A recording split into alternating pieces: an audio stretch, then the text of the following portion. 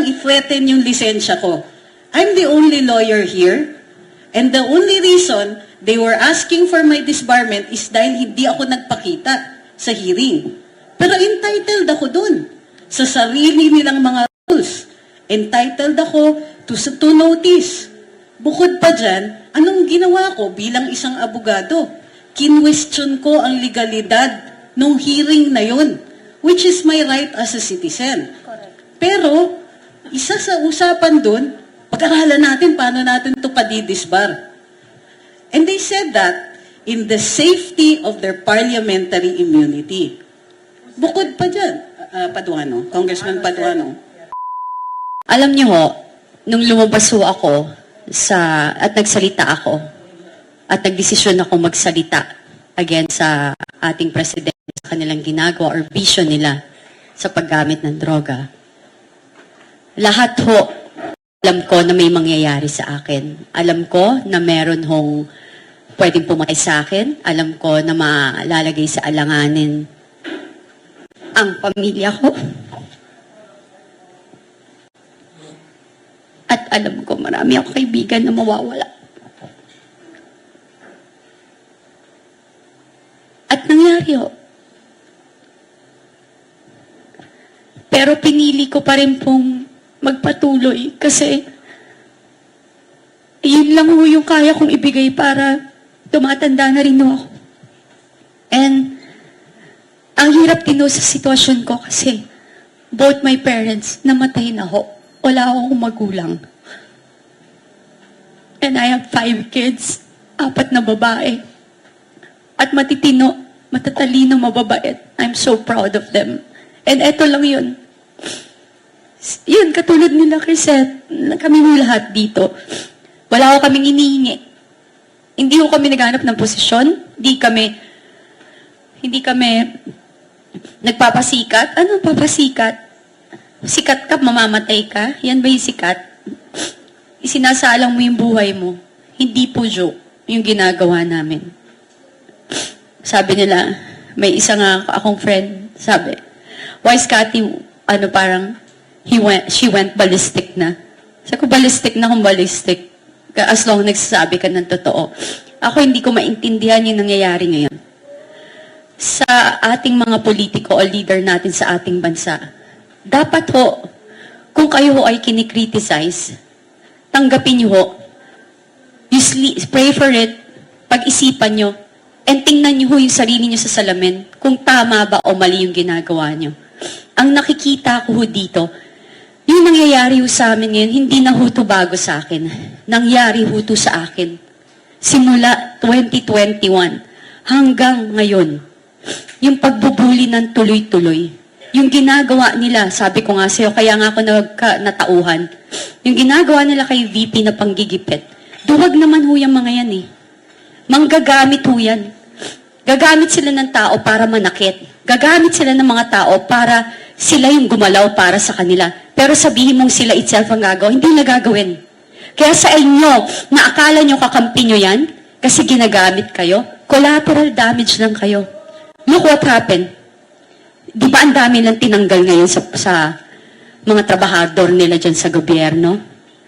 Nagki-cleaning daw sila kasi feeling nila yung loyalty, naglo-loyalty check sila.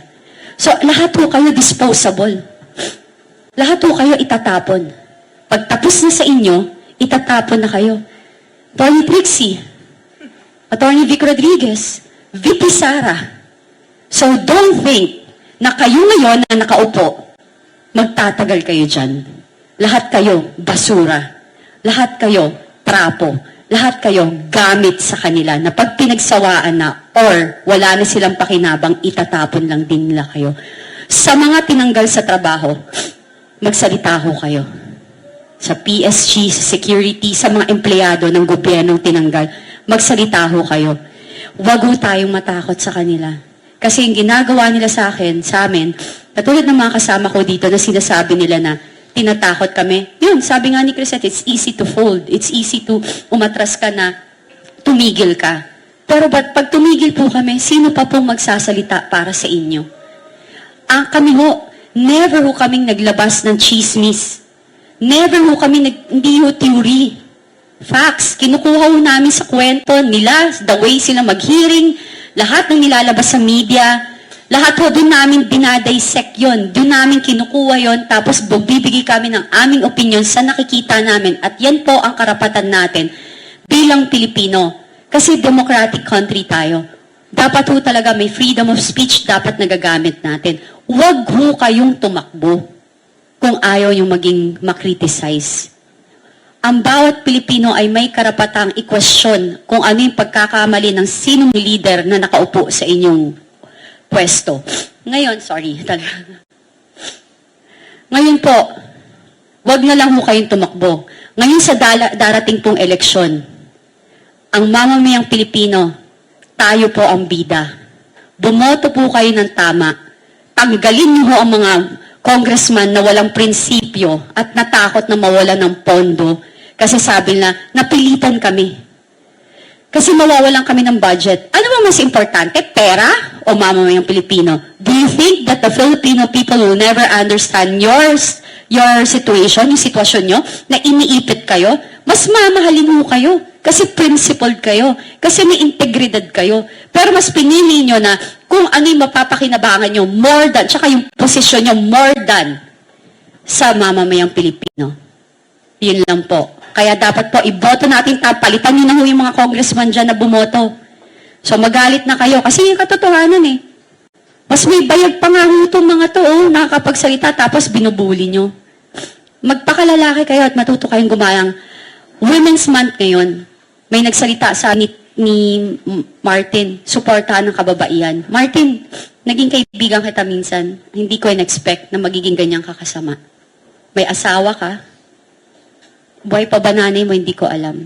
Pero eto lahat kami, mga babae, ina. Hindi ako naniniwala sa sinasabi mo. So, kasi eto ginagawa mo sa amin eh. Magpakalalaki kayo at matuto kayong gumalang at panindigan nyo yung pagiging politician nyo na ang inyong layunin is para sa ikabubuti ng ating bansa at mamayang Pilipino. Maraming salamat po. Salamat. Hirit muna ako ha. Kasi introduction yung kanina. Ang nakikita natin dito may disparity, may pagkakaiba. Congressman yung kalaban namin dito. Ang isang kongresista, bukod sa bahagi siya ng isang body, ng legislature na may power of the purse, may power gumawa ng batas, may influence, may mandato, may power to cite in contempt, may power, madami niyang powers.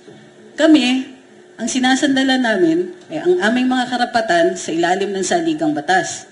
Karapatan magsalita at magpahayag. Karapatan na magpulong-pulong. Karapatan na mag-petition for redress of grievances. Garantisado ng saligang batas. Pero, may ini-endanger nila yung karapatan na yan eh. Kaming ordinaryong mamamayan, mayroon kaming sinasandalan, pero kahit yon gusto nilang salagin. Gusto nilang i-corrupt. Kasi yun lang ang nakikita natin dito. Nasa kanila na lahat, may pera sila, may power sila. Kayang-kaya nila kaming i-cite in contempt. Tignan niyo yung pampabalahura nila sa amin during the hearing. They said that because they can. Kaya nilang i-threaten yung lisensya ko. I'm the only lawyer here. And the only reason they were asking for my disbarment is dahil hindi ako nagpakita sa hearing. Pero entitled ako dun sa sarili nilang mga rules. Entitled ako to notice. Bukod pa dyan, anong ginawa ko bilang isang abogado? Kinwestiyon ko ang legalidad ng hearing na yun, which is my right as a citizen. Pero, isa sa usapan dun, pag-aralan natin paano natin ito padidisbar. And they said that in the safety of their parliamentary immunity. Bukod pa dyan, Paduano, Congressman Paduano. And then, Congressman Barbers also says, she's a lawyer. She should be advising her friends what to do. Talaga, tinuruan mo pa ako? What about you, Mr. Barbers? You aren't a lawyer. Why do you presume to know what I can and cannot do? Baka gusto nyong i-look up yung ambulance chasing.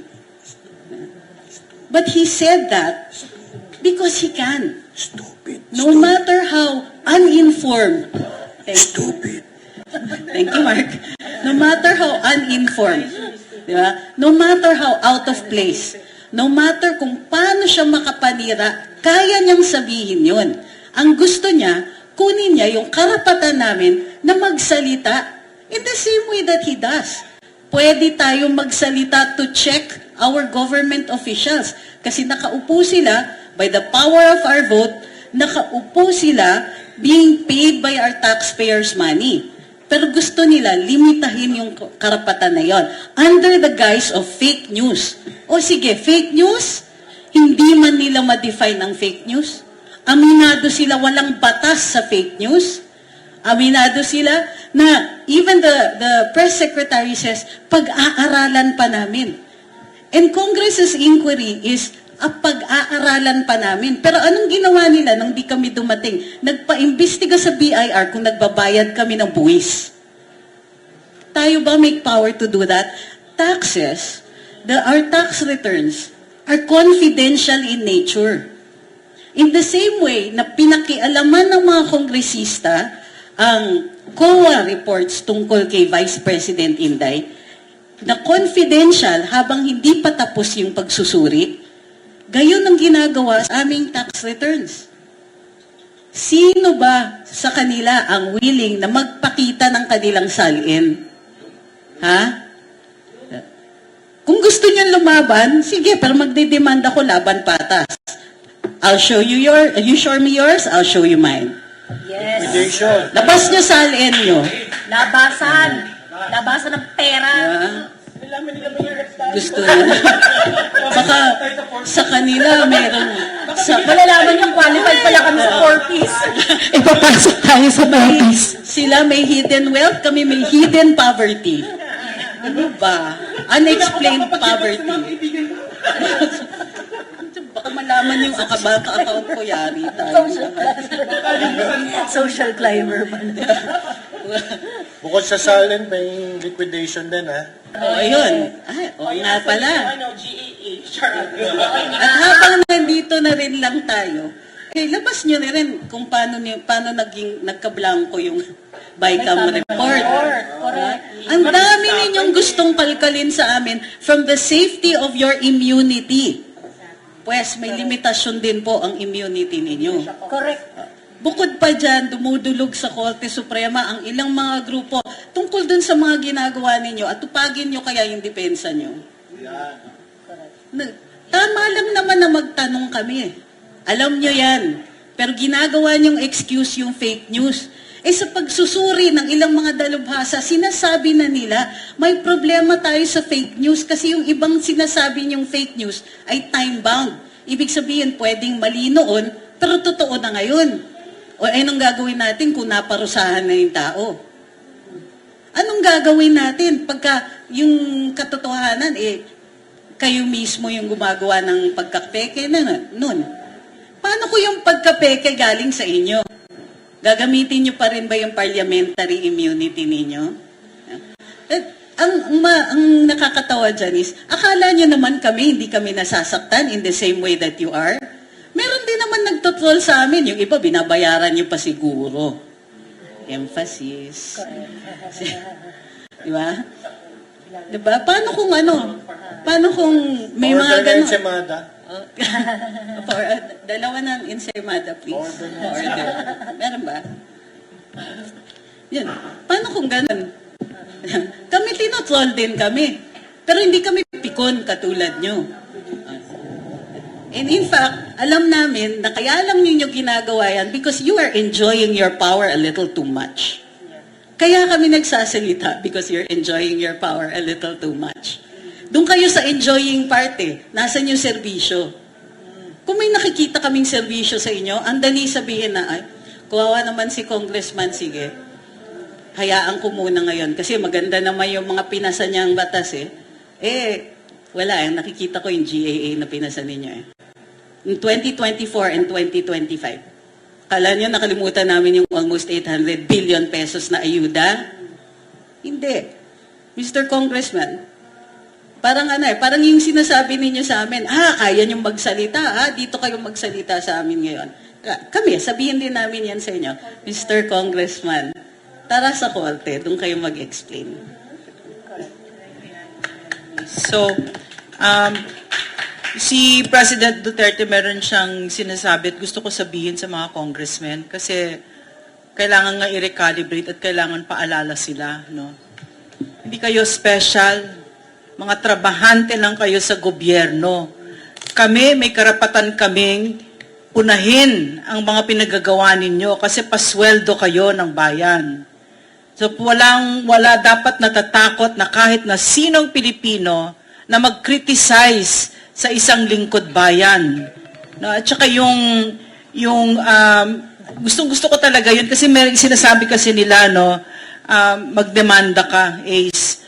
Pero kasi hindi ko na-experience yun nung nagtrabaho kami kay PRRD na short stint ko sa gobyerno. Napakarami ng ibinato sa amin. Pero hindi namin pinakialaman, hindi namin pinatulan. Kasi nga maliwanag sa amin, ramdam na ramdam namin yung kapangyarihan na hawak namin sa mga kamay namin. Konting kembot lang, marami nang pwedeng magandang mangyari sa Pilipino kapag ka ikaw ay nagsisilbi. At marami namang pwedeng masamang mangyari kapag ka ikaw ay abusado, arogante, magnanakaw. No, so, sa dinami-dami ng problema ng Pilipinas, ang pinag-aaksayan nyo ng panahon ay ang mga, vloggers, opinion ng mga ordinaryong mamamayan. Diba? So, kasi I don't want to set a dangerous, that kind of mindset, no? Although it's true that pwede nyo kaming dalhin sa korte.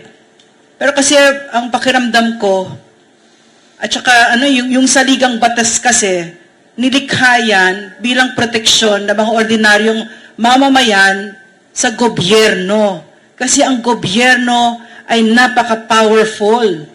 No? Kitang-kita natin ngayon, wini-weaponize ang Kongreso. Kahit ang PNP weaponized. Naramdaman ko yan, nakita ko yung KOJC siege. Napakabigat ng kamay ng gobyernong ito sa ordinaryong mamamayan. Na yung mga karapatan namin na very sacred, no? Nandyan na sa saligang batas, kahit yon tinatanggal ninyo. So, dapat maliwanag sa mga lingkod bayan na hindi nyo dapat pinapatulan ang mga Pilipino. Dapat ang tingin nyo dyan, katulad nung pagtingin namin, nung panahon namin, inaaruga, pinagsisilbihan, minamahal. Hindi yung binababoy ninyo, tinatakot ninyo, pinapaiyak ninyo mga nanay. Diba? So, hindi kayo special ace barbers. Mga trabahante lang kayo sa gobyerno. And additional is, tigilan ho kaming gamitin. Kasi wag po tayo magpaka-plastic dito. Wag niyong pagtakpan yung mga mali niyo. Sagutin niyo yung GAA at saka yung BICAM. Huwag niyong pagtakpan na ngayon, ang narrative ninyo sa gobyerno, ginagamit niyo pa ang pera ng bayan para siraan kami at para pagtakpan yung kamalian at katarantaduhang ginawa ninyo sa GAA at BICAM. Kaya kami ngayon, yung inyong nilalatag nyo dito sa harapan, yung naratibo ninyo is fake news. Ano po bang mas fake dun sa mga blanco sa BICAM? Sagutin nyo yan. Kasi kaban ng bayan yan at swelduhan ho kayo ng mamamayang Pilipino. Wala ho kayong karapatang iwasan yan. At gawan nyo ng storya, yung katulad namin, at papalabasin nyo kami ang masama. Babalik ako, thinkers are doers. Ganyan kayo mag-isip kasi gawain nyo. Pati ang impeachment ni VP Sara, kating-kati kayong gawin kasi you want to cover up yung mga mali nyo. Yung mga kalokohang ginawa nyo dyan sa BICAM at GAA. Huwag nating tigilan nyo yan. Sagutin nyo ng diretso. Then, dun tayo mag-usap. Sinabihan ko naman kayo, para patas, mag-usap tayo sa equal grounds, hindi dyan sa HOR. Gusto nyo, magbardagulan, sabi nga ni Commissioner Attorney Rowena Guanzon. Bardagul Queen yan.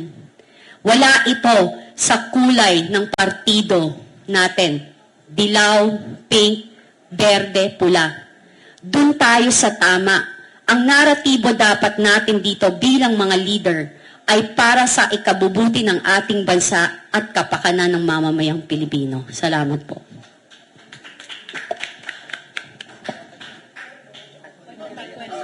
Okay. Katanungan.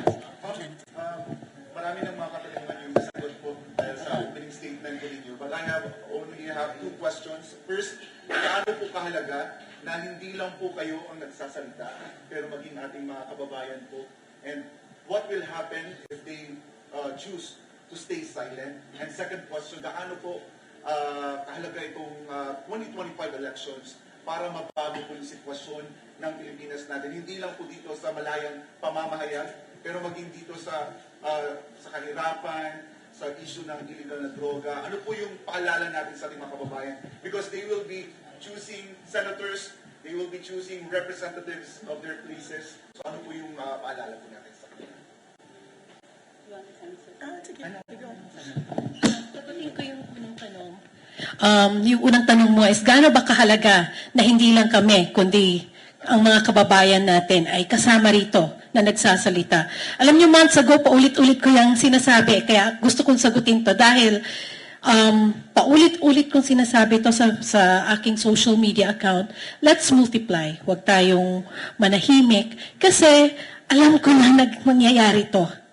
Diba? Na iisa-isahin kaming patahimikin. At mas madaling patahimikin ang iilan lang. Pero pag tayong lahat nagsasalita na o mas marami na ang involved, mas marami na ang may tapang na magbigay ng opinion at maglahad ng mga impormasyon, well, hindi naman siguro nila tayo kaya lahat tawagin sa congressional hearing at hindi rin naman siguro magkakasya sa kulungan. So mahalagang sabay-sabay tayong magsalita, magbigay ng opinyon, at bantayan ang mga nangyayari ngayon. Let's get ourselves better informed and get involved. Wait, can I add to that? Kasi baka iniisip ni Ace Barbers na konti lang kami, mas konti kaysa dati. I hope he likes traveling because the others are suing in their districts and cities. I hope you like traveling. Tamang-tama kasi ito din yung gusto kong sabihin. Ito din yung gusto kong sabihin kanina. Sabi nga ni KLC, we are just an example. Kami yung noisy 37, kami yung maiingay eh. Kung hahayaan namin na patahimikin kami dito, kunwari, tumahimik kaming lahat, mas madali yun.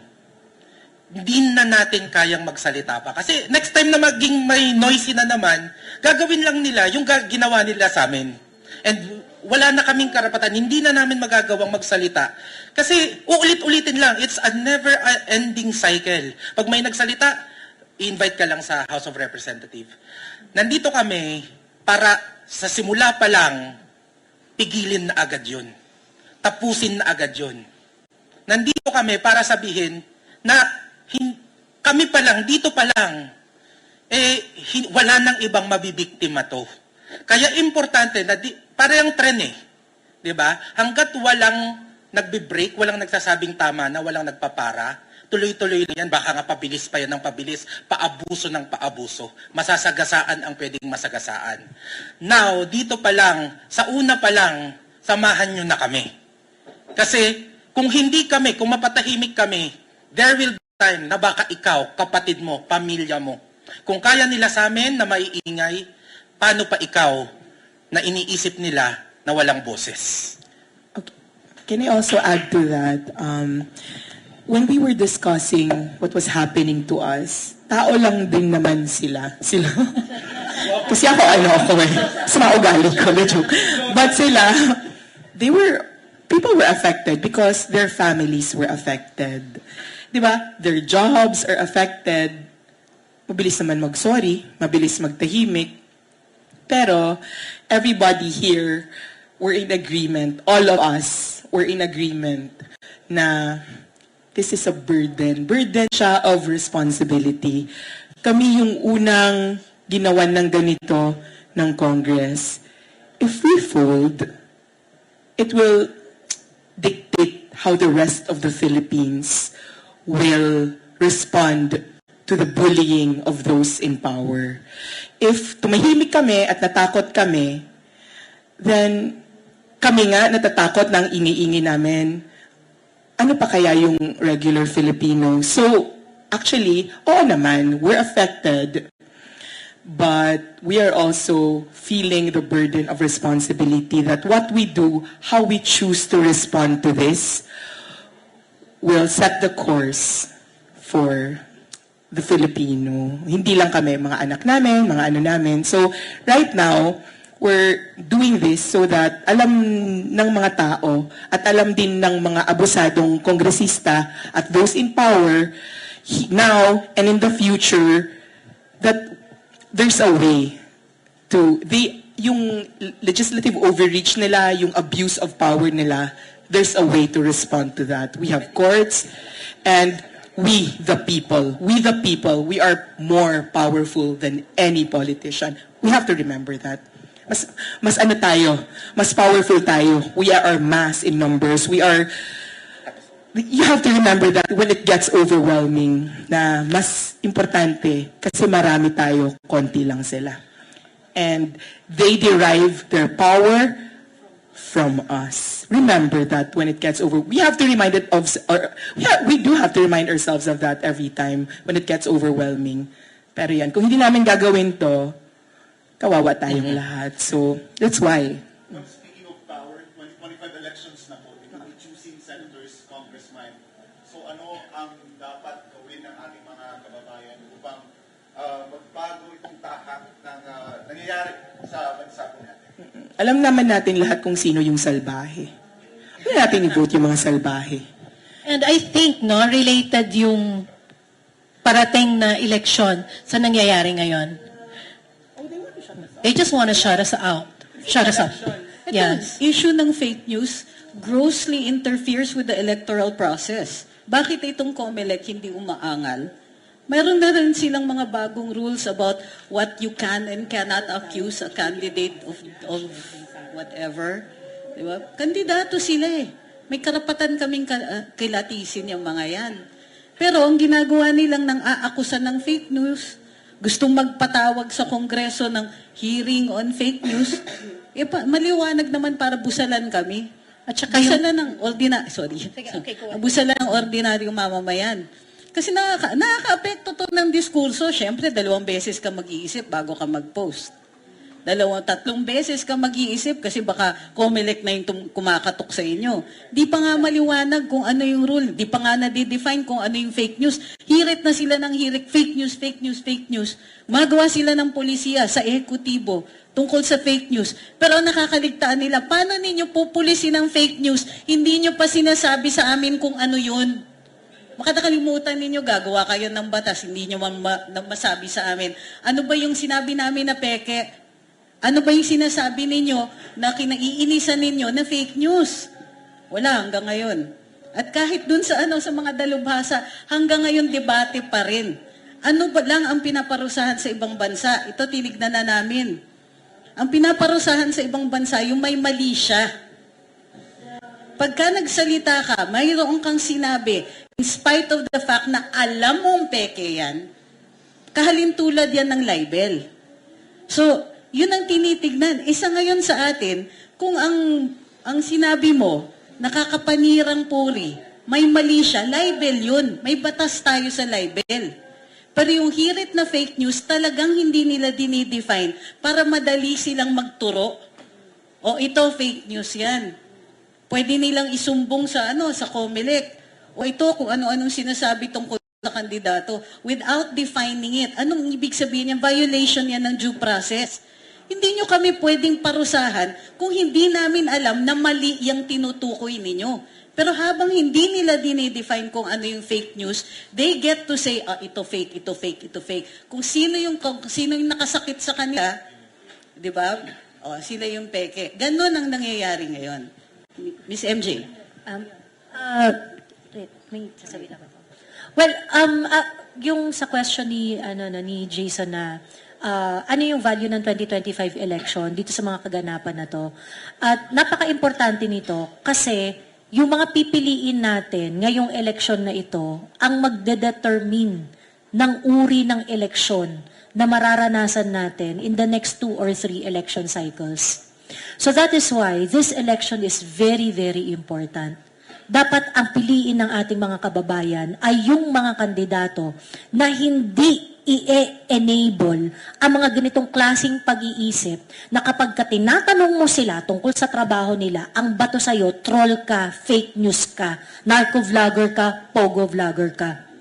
Kapag ang mga kandidato sa inyo ay walang bukang bibig, kundi i-enable ang uri ng pamumuno ng Marcos administration na ayaw sumagot sa mga accountabilities nila, na panay gaslighting ang ginagawa sa atin.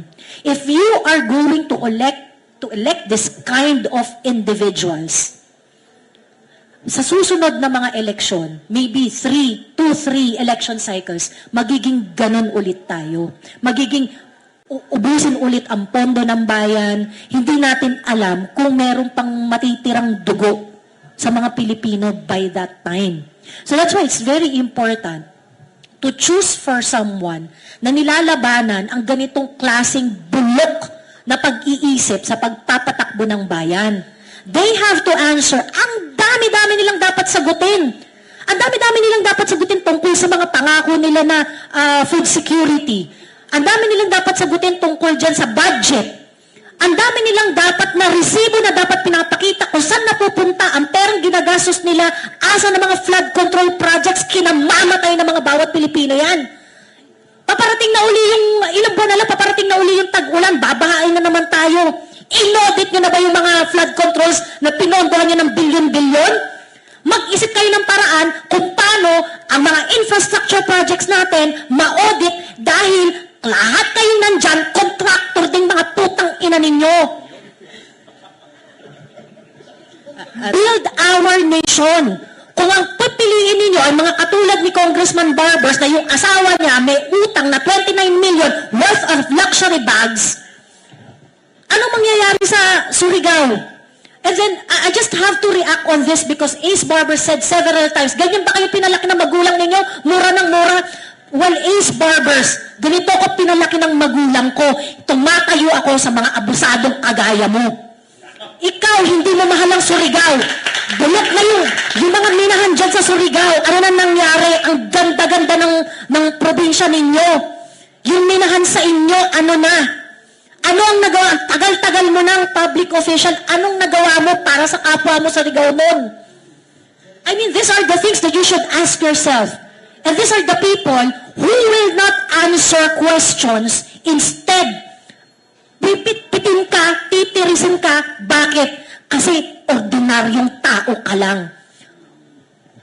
Nakahanap ka ng katapat, Ace Barbers, kasi hindi kami papayag na ganun-ganunin lang ninyo, tapak-tapakan lang ninyo, and I think, sa uri ng